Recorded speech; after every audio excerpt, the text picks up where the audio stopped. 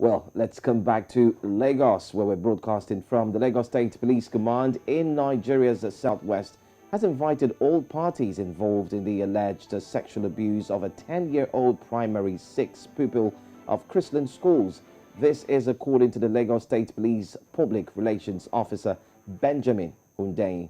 Hundeyin said that all parties involved have been directed to report to the State Criminal Investigation Department in Panti,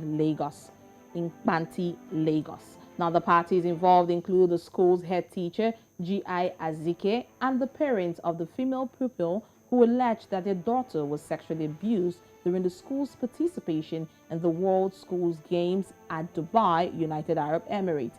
Earlier, we're joined by Runke Uyelakin, a child protection specialist.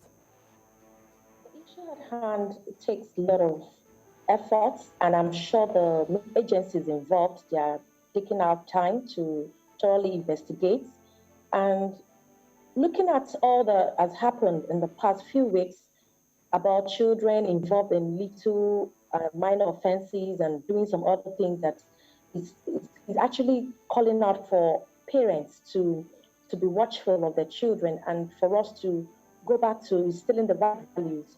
So for me, this video is just, we don't know what other surprises we're going to see from these children of this age, because a lot of things are happening that most parents, even under their nose, are not aware of. So we are sure that the ministries involved, the agencies, are going to do the needful. Social investigations will be carried out, both to find out what has been going on in the child's life before now, the adults that have actually introduced or who actually introduced this kind of act of behavior to these children. Because it's not only the girl we should talk about now, the boys are also included. The boys should also go for psychosocial therapy. The system has failed them, the educational system, and come to think of it, we had an emergency meeting yesterday, we talked about it at length. Taking them out of the country is not a big deal, but putting the right measures in place, their safety, it's supposed to be the paramount interest of everyone, the adults that took them out of the shores of the country. And so if you put safeguarding policy in place, which I'm aware that the school has, and in the safeguarding policy, anywhere we have children, there's a number of adults. If you have 5 children, for instance, you're supposed to have one adult to a child, to 5 children, to supervise, to guide them. So for me, it's a failure on both. And it shows that there's still so much to be unraveled. We need to find out more information. What has gone wrong?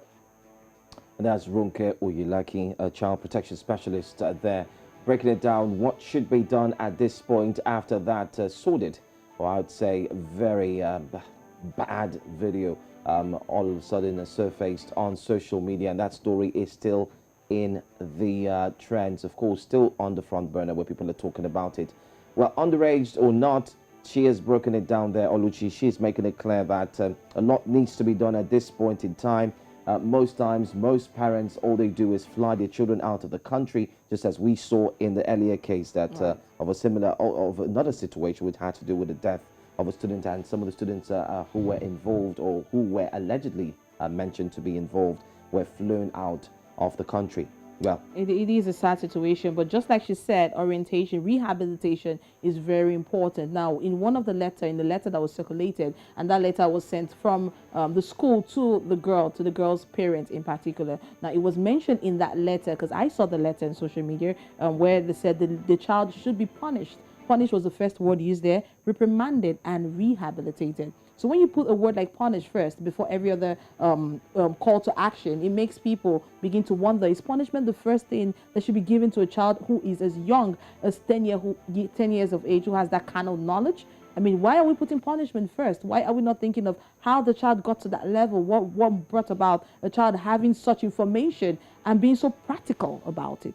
Punishment being put there is not a good pace setter for other children who might be in a similar situation or who might be seeing signs that could lead them in a similar situation. Punishment is not the first call to action. Well, it begs for a lot of answers, if I'm about to put it that way. Questions that a lot of people are asking indeed up until now, making mentions of the fact that you took these children outside of the country. There could have been proper supervision, but then again, 70 pupils and less teachers.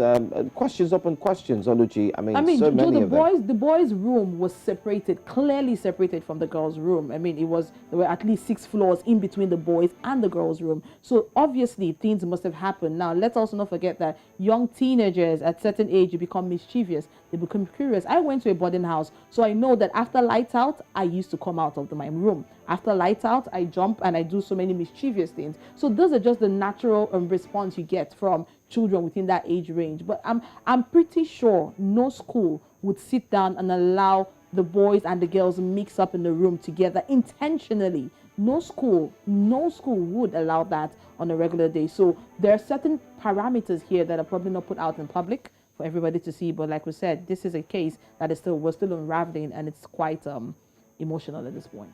All right, being taken to the state security panty is one thing, of course, and that also shows that Lagos State is indeed at the forefront to ensure that the solution or answers will definitely come out, and we are hoping to hear some more. The governor has spoken about this. Not forgetting to the school has also spoken about it, that we saw the mother as well. We talked about this yesterday, so it continues to unravel. Still on the front burner, no doubt.